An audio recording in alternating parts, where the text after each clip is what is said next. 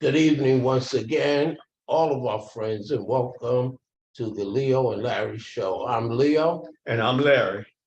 And our guest today is Barbara Martin Moses, and she is working with an organization called Inquiring Minds Want to Know. And they're doing research and trying to understand better the operations of Florence School District 1 and how the young people are being treated in the system. Welcome. Thank you so Thank you much. so much for coming on. Thank you for the invite. Tell us a little bit about Inquiring Minds Want to Know first. Well, Inquiring Minds, a group of people that came together in December. We went to a meeting at McClinigan, and the meeting was hosted by the school board member, Alexis Pipkins. I happened to see it online. And when I saw it online, I said, well, I'm going to attend this meeting. I just want to see what it's about, because it was saying it was related to a zero tolerance policy. And having lived in Florence many years ago and had children in school and had problems with the school district, of course, just like the little puppy, my ears perked up and I said, okay, I'm going down there. And so when we went to the meeting that Monday night, the data that Mr. Pipkin passed out from the Florence School District 1, I was just overwhelmed that this many African-American students were being sent to the Office for Disciplinary Action. To be exact, there was over 5,000, and this is talking only the middle school and the high school. Over 5,000 African-Americans, that's how they were labeled on the category, on the paperwork. African-American children were sent to the office for some type of disciplinary action. Everybody knows what disciplinary action means. That means you're going to be what? Punished somewhere, somehow. And I just couldn't imagine. And the data was from August 1st of 2021 to December 4th, 2021.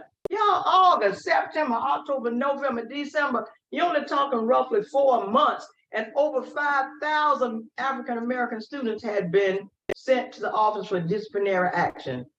So were you able to get any kind of reasoning behind why a disproportionate number of African-American students were being disciplined? And did it break down in terms of male and female?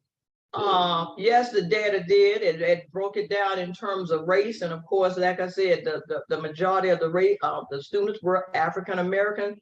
But what else was more pronounced to me was that the majority of the African American that were sent, the kids that were sent to the Office for Disciplinary Action, were from they attended Wilson High School.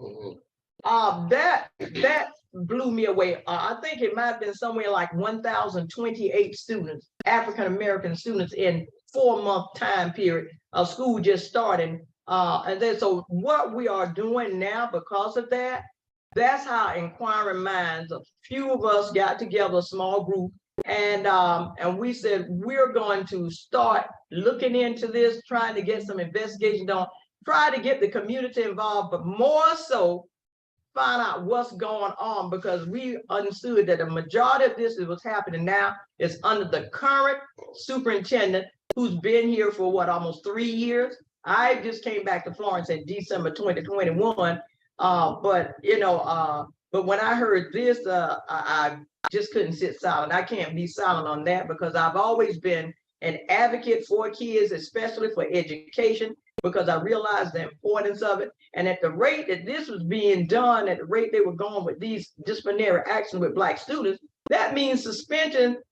When they suspend them in Florence County, they can't go to school anyplace else, not even other states. So let me ask you this, because I asked if they broke them down, because I was wondering if the majority of the students are Black males, because I know that there's a whole stereotype around Black males, and Larry knows this, and any Black male will tell you, I've had occasions when I'm walking down the street at night and there's some white people and they cross the street. It's if they're afraid I might do something to them, or, that there's a different approach that the police make. the black males and others. So I was wondering if, is it mostly black males and are we maybe dealing with racial profiling or stereotyping of that, you know what I'm talking about, Larry, that big myth, that big black, dangerous male that's a beast, and crazy. Well, I think one of the points that's really interesting at what she said was that she said that the majority of the students are Wolf. coming from Wolf. Well, and I guess this brings up a very, very interesting question. Isn't Wilson's leadership African American? Yes, Mm. it most definitely is. And and that's what I found so surprising and so appalling, that this was going on at Wilson School. And I wanted to find out from them in terms of the action that they were taking. Would they break it down as to how many was they fighting, or what was the code of conduct that they use? They have a District 1 has a code of conduct policy. And the code of conduct policy tells you when a child is suspended or any type of disciplinary action is taken, they have to use a code from that manual. Well, over the years, we have come to see and to understand that there is a code of conduct policy, but guess what? There's a set of codes for the Black students, and there's a set of codes for the white students. It all is in the power of the pen and how it's written up on the paperwork when they send them to the office. Power in the pen. So that's when you gotta know, you have to know what's going on. And when we start talking about the code of conduct and the policy, I think there was recently, I saw on TV, there was a family that I think their son might have been at South Florence school. The young man was suspended. And what the family was saying, that when they looked through the disciplinary book of the code of conduct, the number that they used to suspend the student for to send him to the alternative school did not exist in the code of conduct policy. These are the type of things that we are facing with, and you have to have legal representation, because when you start talking with the school board and you start talking about, see, we have a board, but the current superintendent, Dr. O'Malley, decides that everything, even though the board members may not necessarily agree, for some reason, he's always usurping, even though he works for the board. For whatever reason, he usurps and he decides that he's going to apply and he's going to decide who stays, who goes to the alternative school, and this type of stuff. And so this is what we have a problem with the current superintendent of making decisions for our students and our kids in such a negative connotation. Now, I want you all to get me, don't misunderstand me and misquote me. We understand perfectly that sometimes there has to be disciplinary action taken against students in school. We must maintain civility, okay? So we're not saying that we don't want any kids going or they're being unjustly targeted. We're going on statistical data and we're going on what we can back up, not by somebody saying this happened or that happened. We request documentation. Of course, you know, the school board and the district that Dr. O'Malley has gotten to now, the stuff that really, as a taxpayer and, you know, paying money, now he's going around saying, if you want this information, you need to pay. I mean, he told a former superintendent, Mr. Jackson, well, when they asked for the information, statistical data on the suspensions and stuff, he wants $5,000. We need to pay $5,000 to get the information. And I say we shouldn't pay anything because, like I said, as a right, a citizen in our tax dollars, you see what I'm saying? We shouldn't have to go get a FOIA, Freedom of Information Act, and go through all of the process and all of this stuff and jump through all of these hoops to get, you know, the information that we need should be public information anyway. But FOIA is the route. That is normally the route. That is the route. That's the route that we take as media. That's the route that we have to take. If we wanted that information, we'd have to pay. Now the excessive cost. Right, a private citizen. The excessive cost comes into question here, because if you're only asking for a 3-page report, they actually should only be able to charge you for the copying costs. Right. For This the is labor, they- for doing that. So they it's should not not be- data they have to make up. Yeah, They that's what I'm have to saying. pull together. Basically, they just making copies of what they. All you're asking for is if you give me, I want the report that you have, I want a copy of that report. And if that report is 30 pages long, even if you were charging $1 a page, the copy of that report, you would only be paying $30 for that report. So that becomes the question.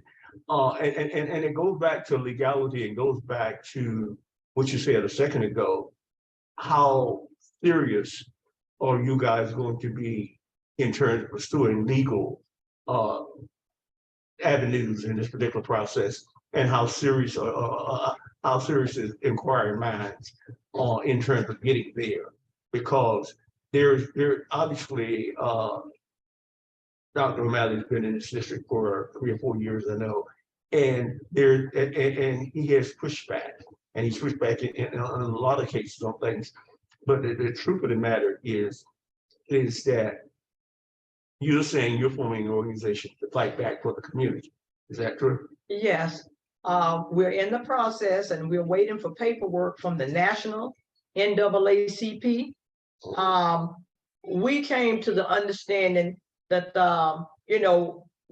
we didn't want to jump out because there are organizations that were already in place in Florence. First, we started out, we talked to people from different organizations to find out what are you expressing the concern about the zero tolerance policy and asking, what are you all doing, or how can we get together collectively to the table, talk about it, and see if we can come up with some solutions. Everybody says, we're going to try to do something, but nobody wants to come to the table and nobody wants to sit down and talk. So what we done was that we even approached the NAACP. The NAACP, of course, read a letter at the board meeting in December, with the way that they saw. You said excuse me for interrupting. You said Florence branch. The Florence branch of the NAACP. Yeah, Mr. Jerry Keith. Yeah, he read a letter to the board, and this was addressing how they think that it would inadvertently affect Black students. But reading a letter and taking actions for us is two different things. Okay, we are action people. Inquiring Minds, the movement. And that's what we're calling it, a movement and an organization. You can say one and the same, but we are a movement. And what we're doing is that we are not wanting to sit still. You can run in place all day and not get anywhere. You see what I'm saying? Except for you just ran in place and you got a little exercise. But the better question begs is, what are you doing? Are you moving from the sitting position that you're in, and you're moving and you're trying to make things happen and using your God-given talent that God is installed with you? And that is what we're doing. We have prayed about this, and what we've done is that we, when the NAACP branch was not, they are not moving on the issue as fast as we think that they should be moving on the issue. We have tried to connect with them, but at some point in time, you have to step away and you have to step back, because it's other people in their own time and in their own way. So we don't want strife in the community. We don't want strife with other organizations. What we want to do is be able to make our movement without other organizations trying to hold us back. If you want to come in and help us, we have no problem. But we ask that you please, and we humbly ask you that if you don't want to support us, don't speak so negative, because right now, our children's very future is at stake. And if the children's future is at stake, so is our future, because you have to understand that the elderly, eventually, we're going to have to be dependent upon the younger people to help carry us through now. And so we, because of the way that the economy and everything is going, we need young people with skill set and those things are big, because all of us at certain age, technology, we're not up on it. But we also understand in order to get anything done, we must have attorneys. We must have money in order to fight the fight for the cause. We're going to have to organize. We are, like I said, we're rebranding Timmonsville / Northwest Florence NAACP branch. That is what we're doing now. like I said, we're waiting for information from the national. Anyone can come in and join afterwards. We're not trying to take any members away from the inner city Florence NAACP. That's not our objective. But what we've understand is that when you're stagnant and you sit still, your voice is not heard and you can't do anything. We have enough organizations with lip service. We have got to get to moving. As a matter of fact, in August, we had a forum and we said, talking to the experts about the zero tolerance policy. Every guest that we had on the panel are doctors, doctorate degrees in education. One of them specialized, Dr. Skiba from Indiana, specialized in zero tolerance policy, has said there's been proven it has not worked any place that they've initiated to, except to disproportionately suspend African-American students, especially Black males. All of the doctors that were on the panel did question us about what was the role of NAACP locally, what they were doing, and we said, currently, we don't know anything that they're doing, and if they are, they've not said anything to us. Well, they said, well, we challenge y'all, why don't you hold the NAACP hostage? We can't hold them hostage, but we were and we are able to rebrand and come up with the Tillmansville/Northwest Florence NAACP branch.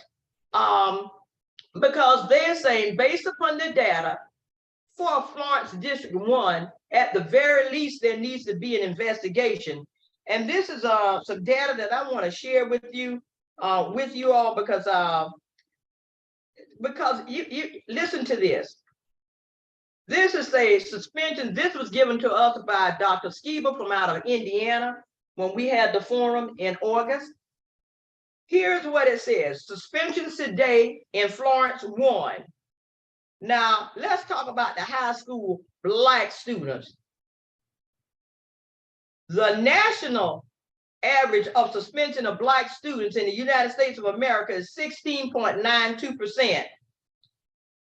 In South Carolina, the suspension of high school Black students is 26.26%. But this is the kicker. Florence 1, Black high school student suspension, 39.67%. That's almost 40% for one small school district. And that's why all of the doctors on the panel, when the information was given, said, at the very least, there needs to be an investigation into Florence District 1 in terms of suspension of Black students in the high school. Now, we do have the numbers for the white students. There's like 8.94%, 17.5%. And we do, and you not believe this, we even have the numbers for the Black kindergarten students. And in Florence County, and from K through 12, Black students, 27.09%.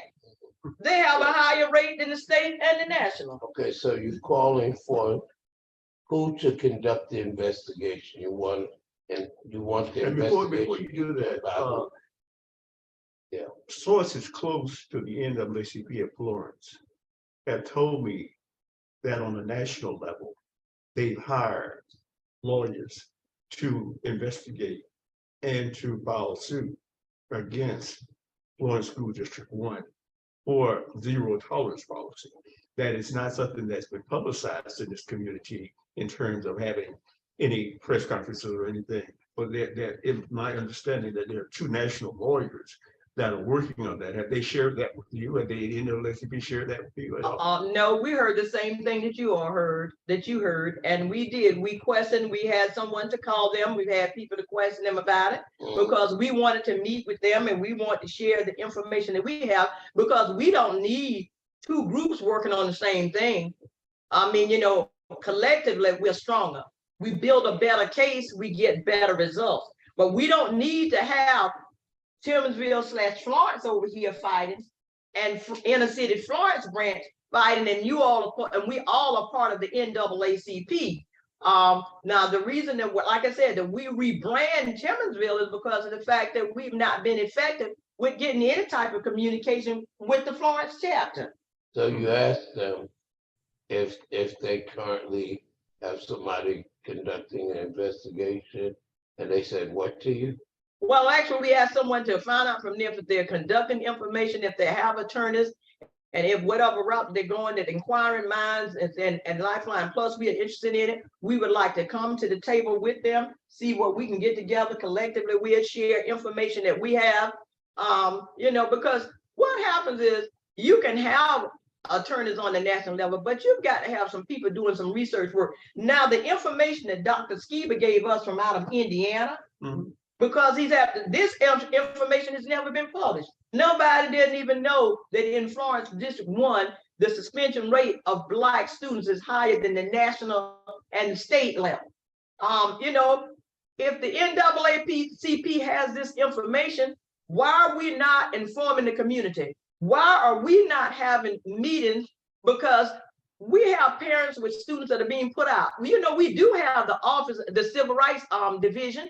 We can be filing OCRs, Office of Civil Rights Complaints, but we're not even doing that. I mean, the kids are being put out of school, and what we need to do is we need to be able to effectively fight the case. We can't say, well, they only had 10 or 12 civil rights complaints, but you're suspending 40% of Black students. We should have a whole lot more civil rights complaints. And from what I understand from the NAACP, I know one person that is affiliated with Inquiring Minds said that they asked them for some information, but they said they only gave them information on 8 people, 8 students. But y'all think about, I just said how many, 5,000 last year was sent just for disciplinary action in 4 months. So, Tell us how not having the consent order in place affects this whole process. The consent order, Dr. O'Malley was really cool, and he's slick coming from New Jersey, Bergen County. I do know some of Mr. O'Malley, Dr. O'Malley's past. My youngest son lives in New Jersey, Bergen County. There was a situation some years ago in Bergen County with Dr. O'Malley being the superintendent there with my son and my grandson. I did not know this until when December, I was talking to my son and I told him I went to this meeting. And when I told him I went to the meeting and I said, I heard that the superintendent came from New Jersey and his name was O'Malley. He said, would it by any chance be Richard O'Malley? I said, Marcus, hold on. I Googled, I said, yes, it is. It's Richard O'Malley. He said, Mama, that's the superintendent I told you that I had the problem with here in New Jersey, that he was going to try to suspend my grandson from school for the whole rest of the year because my grandson asked to leave class and went to the restroom. Well, the cafeteria was not far from the restroom. When he was coming out, he saw, as he called, his homie. And his homie gave him something to eat off of his tray. And he was eating and went back to class, and the teacher saw him with crumbs around his mouth. Well, the teacher sent him to the office for disciplinary action. When they sent him for disciplinary action, the next step after them was that he had to go to see the superintendent because the superintendent O'Malley was recommending suspending him for the rest of the year for something as simple as that. Not an overnight, not when my son went there. And of course, a male figure was involved. My son went with his son, not the mom with there. But see, that's why I'm understanding the males understand the important role that you play. My son went there with his son, and he let Dr. O'Malley know in certain terms, you have the wrong child if you're talking about suspending for a whole school year for some crumbs around his mouth from something he got off a child's tray. But excuse me. What's the grounds of suspension? That was what my son challenged him on. I don't understand what the grounds are. Crumbs around my mouth is not the grounds for suspension. What are the grounds for suspension? Well, that was what my son challenged him on, and he was not able to give him a grounds of suspension. The same thing I'm saying about the student from South Florence, that, you know, that it wasn't any code of conduct, there was no number for the policy. But that was what, but that's what happened there. But of course, once your child gets targeted, he'll start having problems because the superintendent gonna have everybody watching out for him. People can't do what we done. We just simply moved my grandson down to Mount Holly, North Carolina, Gaston County, and he went to East Gaston High and finished school there, and then went on off to Benedict College. But what I'm saying is there's so many, so imagine how many kids get caught up in this. And O'Malley, they say had a petition in New Jersey, and he wound up here in Florence.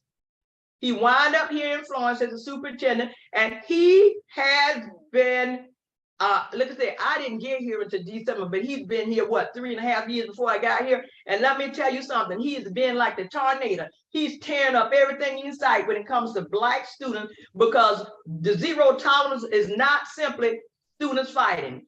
We have the whole community saying, put the children out, they're fighting in school. That is not true.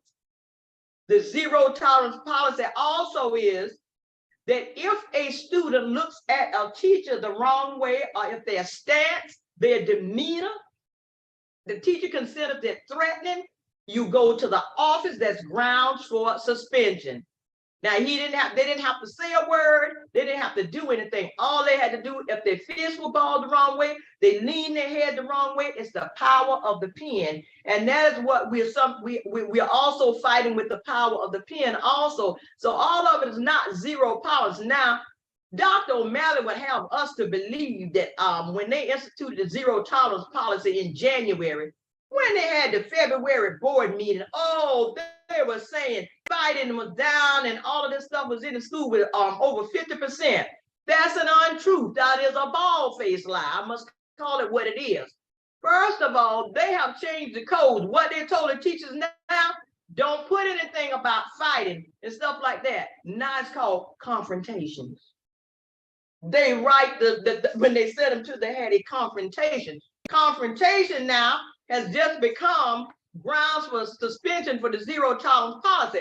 But our thing is that if you are going to do that, then every parent in the school, because they all are supposed to have it, every parent of every child that's in Florence School District 1 public school system is supposed to have a copy of the Code of Conduct policy in their home.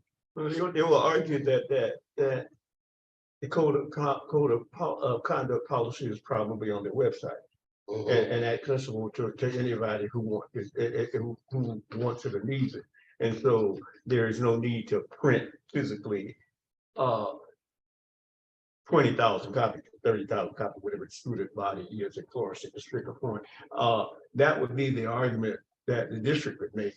And the question is, how many people, one, have access to the internet, right? And two, how many people are going to go online to check to see what's changed in the school district. If they don't get a notice that their child is doing either great or doing bad, why would they bother to check the school system? Or why would they bother to check the school system website? Well, that's a good question too, because see, let me tell you something. They always want to put stuff in place, and that's why they have to be challenged. That's why we have to challenge them. They always putting something in place. Now, I wanted to find out some information for Florence School District 1, and guess what? I could not find it navigating it. You know what I done? I got in my car, drove down to the District 1, asked the lady at the front desk, how do I find it? She was telling me something. I said, you go on the computer, you click on it, and you show me, and then I'll share all this information with everybody else once I know how to do it. But what I'm saying is that we must challenge them. We must stop accepting just what they say. But the thing of it is, things have changed so much. We know that the times that we're living in now, but we don't hold our elected officials accountable like we should. There was a time when your city council member, your county council member, your school board member, they all seemed to get together and they would all hold one meeting on this side of town with this group of people. Then they would hold another month and everybody in North Florence would go to their prospective meeting in their prospective district, and then they would share all the information with them. We don't do that anymore. We don't tell them anything. The assumption is that they should know, a parent should know. How can you do something about something you don't know anything about? Remember now, we're the taxpayers, we're the community members. We do not go into the school board executive sessions. When they're behind the doors discussing certain policies and whatnot, We don't know about it, but guess what? The person that we elected on the board knows about it, so that person should come back and educate us and alert us to what's going on. But they don't do that because now I don't know what people, well, what it's begun now, it's sort of like elections are like the social clubs and it's a power thing and it's for me, myself, and I, and what I can get out of it, because we have people that are sitting legislative delegates that have been sitting and then people keep electing them over and over and over. And what they're doing is that the only thing that's benefiting is the person that you electing, because it's certainly not benefiting us.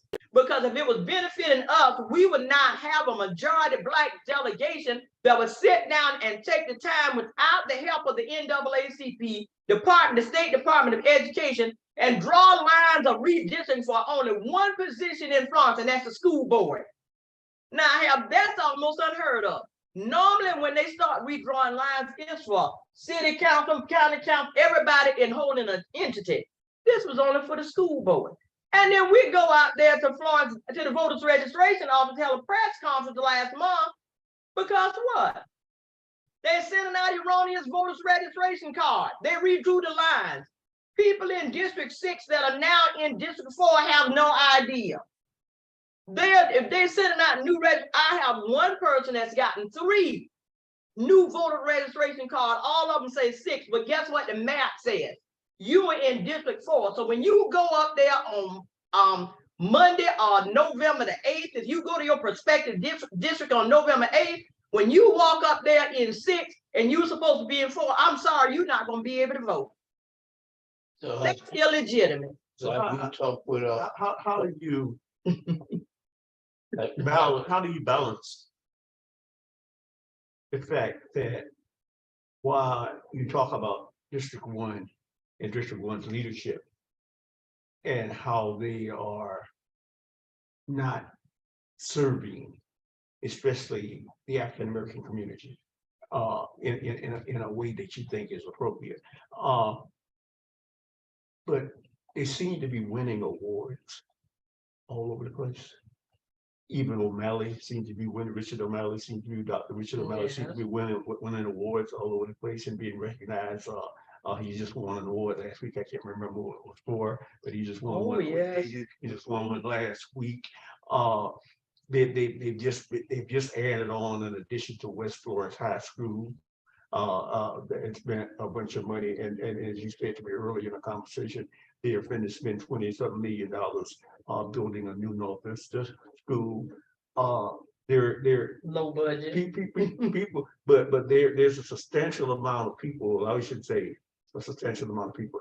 There are people in the African American community who believe in what the district is doing, who support what the district is doing, who support the direction of the district. How do you balance those two things? Is one person wrong, or are they just not being made aware of what's going on? How does that work? Well, the biggest mistake in the Black community is that we always go off of hearsay.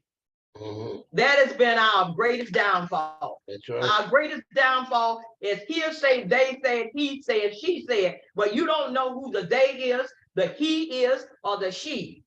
When we ask you, where did you get this data and this information from? People can't tell us. I just told you, the information I read off on the suspension rate came from Dr. Skiba from Indiana University. He is a doctor, he's a professor, and that's what he specializes in. All the data that Inquiring Mind puts out, anything we put out, we back it up. I went to the school board meeting last month and I covered this same information. I asked them if they wanted to challenge it, and anybody have any questions, they can contact me. I did get a contact back saying thank you for your public participation for the school board. But what I am saying to the same way with the zero tolerance policy, what I was telling you, when we were talking to people, they said, well, they need to be put out because they're fighting. They had no idea that the zero tolerance policy does not entail all about fighting, students fighting each other. They just didn't know these other things exist that were underlining and mitigating. And that's why I say we must get the information to the community. Now, I have to say, when we're trying to get the pastors involved, we try to get the church involved because, we know what the church represented a long time ago. Okay, we know what has happened to the church now from the COVID and everything is moving on and everybody's getting some modernized. But our traditional churches, we know it, is dying. The traditional church is dying because we have the non-traditional churches that know how to draw in the people, know how to work with the people. They're drawing them in. But the NAACP, what the civil rights movement enacted, was always involved with who? The churches. The pastor led the charge. He led the march. He talked to his members. He didn't make them, but when he emphasized it and he expressed it, they believed in their leader, the pastor of their church, and they done what? They follow suit. So you're saying that because I've heard you talk about a lack of leadership with the NAACP, with delegation, Yes. and also with the clergy. And so you're saying that's the problem. One of the root causes for this problem existing and expanding is because of the lack of leadership in Florence. What you said, real leadership. Yes, I know. Like I said, I've not been back here that long, but let me tell you about the leadership before I left Florence. Now, before I left Florence in 1997, there were the Freddie Williams, who was the executive director of Community Action Agency. We had the Bobby Jolly, Freddie Jolly's outspoken National Action Network, the Rainbow Coalition. We had these people. We had the Calvin Thomas, the president of the NAACP, that was so active, was beating the streets, worked all day, concrete masonry, never miss a board meeting, never miss anything with families. We had the Maggie Glovers that spoke out, and they were, beating the streets. They stood up for the people. They stood up the cause. Doris Lockhart, and I can go on, Reverend Diggs, all of the, look at y'all, all of them seem like our strong folks that have gone away.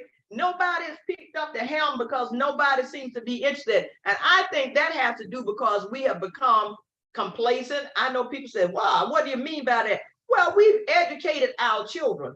They have degrees.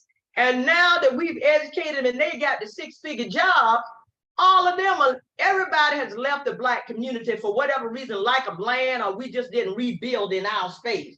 But we educated our children, so they move out there amongst the other folks, and they seem to start gravitating, start trying to act like them, or trying to want to become them, or want to fit in. We forgot from whence we came. All of our leaders, Dr. King, Medgar Evers, Malcolm X, and all of them, they lived in the community with the people. When we were going to school, our school teacher was reverend. You understand what I'm saying? They were looked up upon in the community. But now when you go to the school, I don't know who's the teacher and who's the student. Sometimes the teachers look like a homeless person and somebody from off the street. There is no standards. There's nothing in no modern or decorum or anything in the school anymore. And they understand, how do you differentiate, with students getting into this, and I have to go back to Black males, because in mere fact, the Black males have always been targeted long before now. Because I have two sons, and I definitely had that problem when I was trying to educate them. But part of the problem, a major part of the problem, I should say, is you talk about us educating our young people, and they're getting PhDs and they're getting good jobs, and they're moving from our communities, which is normal. Yes. Because nobody wants to buy a house or a community where the house is not going to appreciate. Mhm. I mean, that's just not good. Because if I spend $300,000 for a house, I don't want that house to be worth $200,000 next year. I mean, that makes no sense.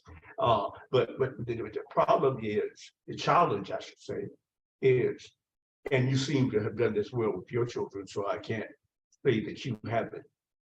But the question becomes, how many of us in the African American community are teaching our kids what it was like to be Black when you were coming through, and what it's like to be Black today? Because one of the biggest challenges is we've given them everything. They have a cell phone in their hand where they can pick up any piece of information in the world. Anything that, any fact, any figure, anything that you just got through quoting, they can pull up in their cell phone. That's a given. But they tend to take the word of somebody on Facebook they tend to take the word of somebody on TikTok or on Twitter, and they never look up the facts themselves. I mean, during the height of the COVID situation, one of the biggest challenges was people saying, I'm not going to get vaccinated because it hasn't been proven that this vaccine is safe. And so I got to do my research now. The smartest people in the world create this vaccine. Who are you going to ask that's going to be smarter than them about this vaccine? But instead of them going and looking this for themselves and finding out for themselves about this situation or Googling it on their phone, they said, Reverend Leo Woodbury's daughter told me that she thinks she can't get pregnant because she took the vaccine. And so people out there, young people out there who have not taken the vaccine, who still not taking the vaccine because of that kind of situation. How do you deal with that challenge? Because that is not an external community challenge. That's an internal community challenge. That's a challenge to us in our own community that we're not doing what we need to be doing. I have two sons of my own, and I can tell you that they were taught the African American experience and from day one, and they came through. And I'm sure Reverend Woodbury said the same thing about his daughters and his son. And so the reality of it is, we give our children, as I told you when I came into this forum today, I had to run up to Columbia because my 13-year-old grandson's birthday is this week, and they were having a leg for him, and I needed to be there for him, and so I was there for him. But on the 4th of July weekend, I took him and his cousin, who's my younger granddaughter, and I took them to DC, and they toured the museum, and they walked through the International African American Museum, and they learned, and they went on tours of DC. And we have to teach. I took my children to the King Center when they were 5 and 6 years old, and so the challenge becomes, what are we doing in terms of educating our children? Because if we don't, you talk about children being our future, and you talk about the relevance and the importance, but that, I can look at, Florence District 1, and I can understand the challenges that you have with Florence District 1. And I can look at other organizations in the community that you might have a challenge with and understand those challenges as well. The challenge that I have is, how responsible are we as a community in making sure that our children, regardless to whether they want to be doctors, lawyers, or Indian chiefs, that they are being the ones who are getting the knowledge and who are sharing the knowledge of their peers. When my two sons were about 14 and 15 years old, I told them they were joining the NAACP. And they said, Dad, we don't want to do that. I said, you don't have a choice. I said, that's not an option. I wasn't suggesting it. I was telling you that's what's going to happen. And then when they came back from that experience, my oldest son ended up being the state head of the youth council for the NAACP on a temporary basis. And they learned from that experience. And they came back and they said to me, Dad, thank you for introducing me to that truth. So sometimes we hesitate about bringing our children into that experience. And that's where the gap, that's why when you say a second ago, you say, well, they run over there and they want to be like the white kids. What else do they know? What have we taught them? I mean, that was the point that I was making. The point that I was making is that we as a people, we have become complacent ourselves. The parents have become complacent. We have family gatherings now, but we have them on a different type of level. We have on social. Whatever, right. They are our friends, and we laugh and we talk and we drink and we party and we all together, but we teach them nothing. But also we have to understand too, I get tired of this because it's almost becoming redundant now. It takes a village to raise a child. Everybody says we're the village and we are supposed to be raising our children, but the village is not doing a very good job right now. Village had been doing a good job for the last, let's say, 10, 15 years. But what I have to say is this, is that it's what we teach our kids and what kids see. A lot of times they may not get it at home, but if I'm over to Reverend Woodbury's house and he's talking to his kids about the civil rights movement, about stuff that's going on, my children and other children are picking up and learning from him. They don't always necessarily get it from home because now we have babies raising babies. But they can get it from somewhere. There's still somebody, someplace in that community that is rooted there. Now, I'm saying this to say that even with us, the older ones of us, we went off and we got our degrees. And even though some of us are here, we have moved out of our own local communities, our own local neighborhoods, and we've gotten what I call across the tracks. And we don't think that we don't want to identify, seems like, with anybody else across the track anymore. We're looking down, on them. But we have to call out our own folks, because a lot of times, a lot of what's going on us and a lot of hurt and damage is being inflicted upon our people by our people. Well, I was going to go back to the whole, what I call the crisis of Black leadership. And because we're talking about what do we share with our children, how do we educate our children, what do we share for family gathering? That comes from the leadership. Yes. So, when we started giving Black dolls to our children, that was because of Dr. Kenneth Clark and his wife, who had done the experiments and said, why do Black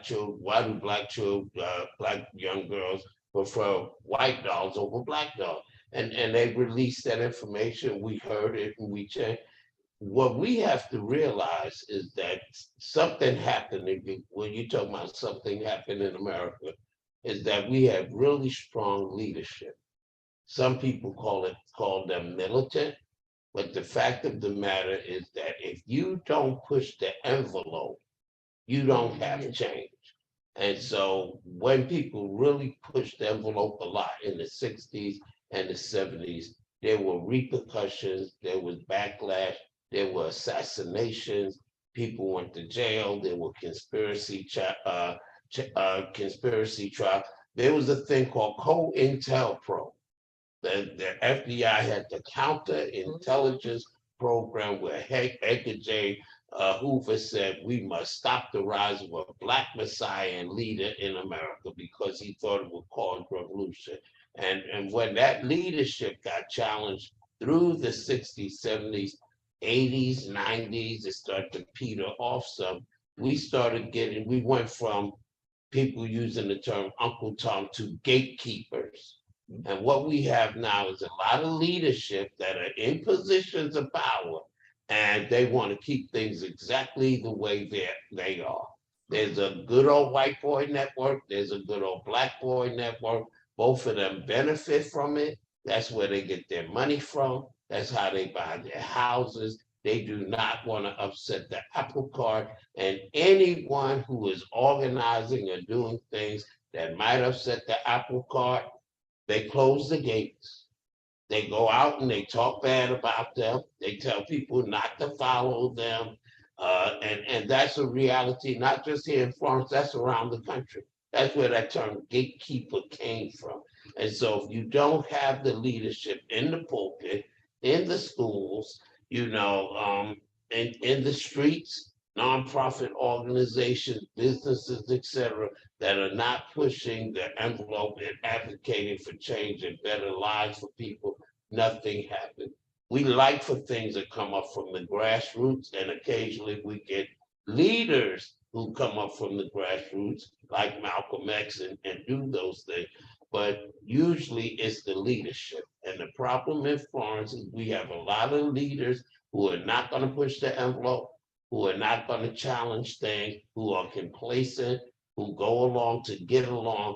And that is what we have in our communities now, because people are going to follow leadership or lack of leadership. We need to step out, and we need to, like I said, for me, children's lives are at stake. And I don't mind stepping out, and I don't mind stepping on toes. That has always been the nature of me. whatever price I have to pay for standing up for right or standing up what needs to be. I don't have a problem. The problem of it, people talking about you, I'm past that. I'm really past that. I can distinctly remember when I was here in the 80s and my children were in school, and someone said, Barbara needs to sit down. Every time I turn around, she's at that schoolhouse or she up there to that school board meeting, and she just always talking and she just always saying something. She just needs to sit down and leave them people alone. All them white people up there on the board, they're not hearing nothing she's saying. Well, it wasn't about whether or not the white people was worried about what I was saying, but the same people that were talking, every time their children got into something, they came running to Barbara. It was Barbara who, when South Florence High School, when my daughter was attending there, they put out 8 black boys and said they were suspending them from school. No reason that when we were challenging them as to the why, but it was Barbara who had those parents to get in your pocketbook and give me $25 of your money. We're going to pay this lawyer and we're going to go before him and we're going to pay him. He's going before the school board to represent you, and those 8 boys got back in school. It was those same people who said, I need to sit down and shut up. But when their child got put out of school, my telephone rang 7, 8, 9, and 10 o'clock at night after I got off of it. Let's see, I came through the era of the JTPA program. That's why I still identify with Martin. Chandra Graham, now that is running, Alexis Pipkins, they would tell you the protege was who? Miss Barbara Martin.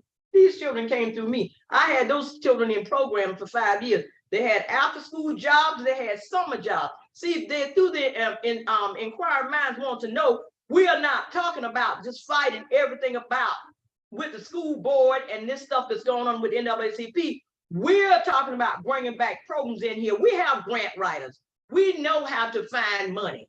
That's why we organize and mobilize it. Getting grant writers to come in here. We can give our children jobs after school still. There's money out there. There's money for them to have summer jobs.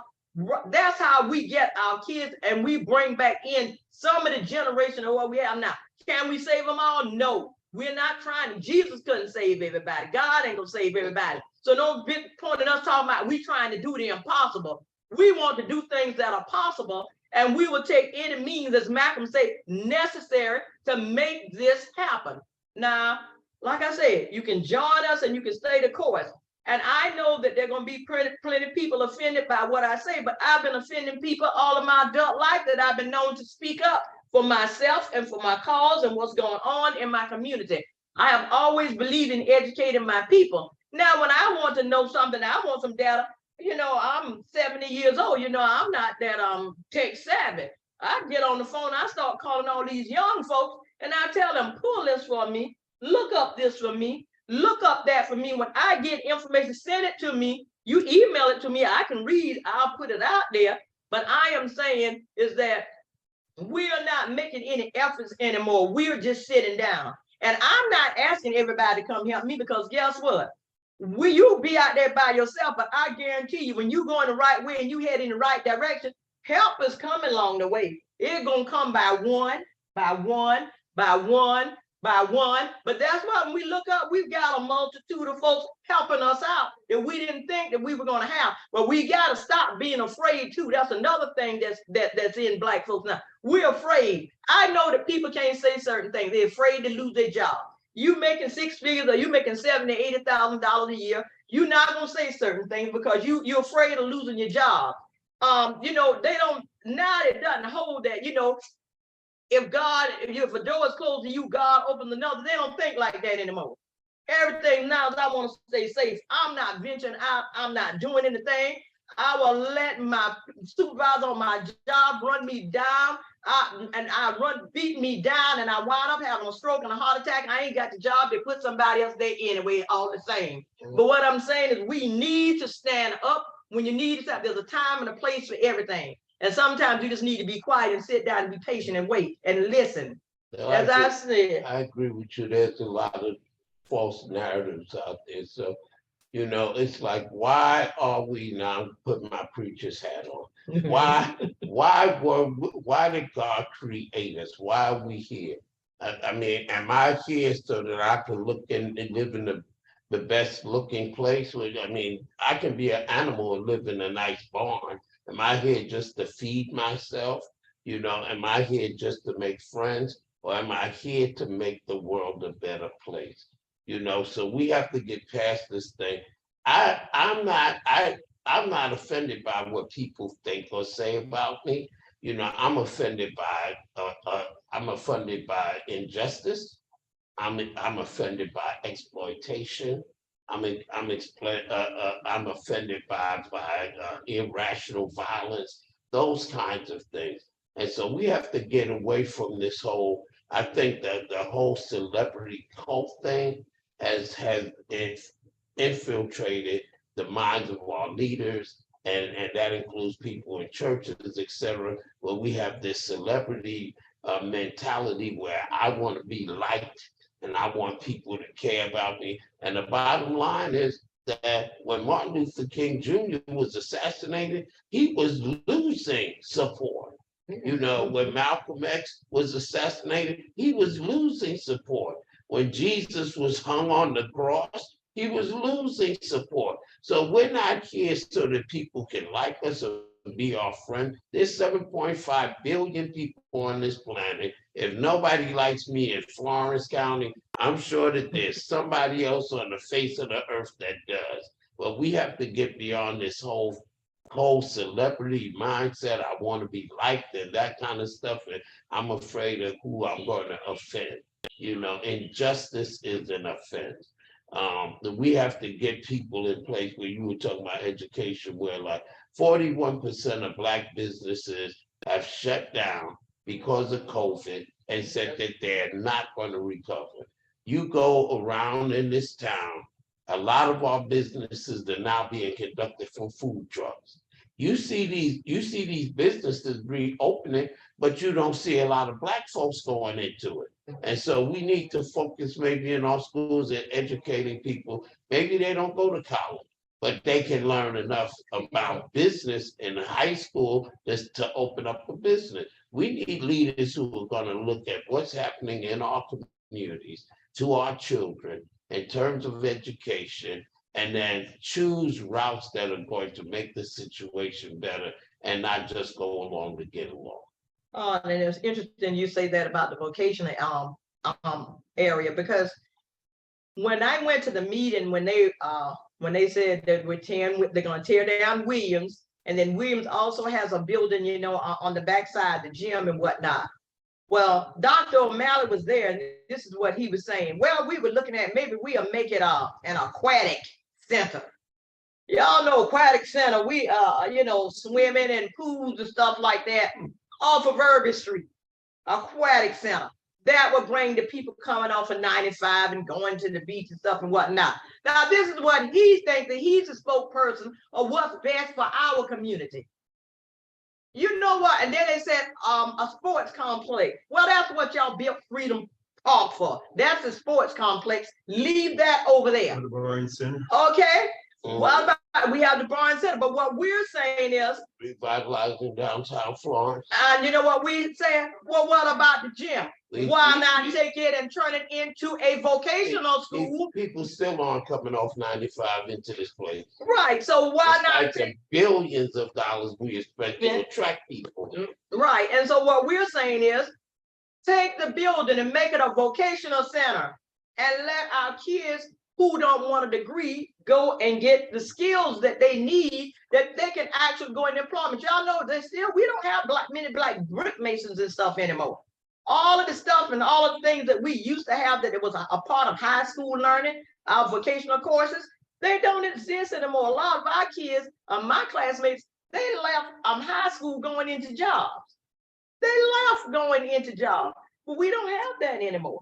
So we don't need an aquatic center over there on Irby Street, and we definitely don't need another sports complex, but we do need some skill training for our young people for them to get jobs. That's right. I'd rather see a technical center that's going to teach our young people how to build robots, yes, how to do artificial intelligence, how going to be able to do programming and coding and building drones and making sure that we have jobs for our children for the future. And I guarantee you that if we have a center like that that's training people, that we'll have people coming off But you I-95. just described Florence Dollars Tech. Yeah. Which you basically just described with Florence Dollars Tech. That's the role and that's the mission of Florence Dollars Tech.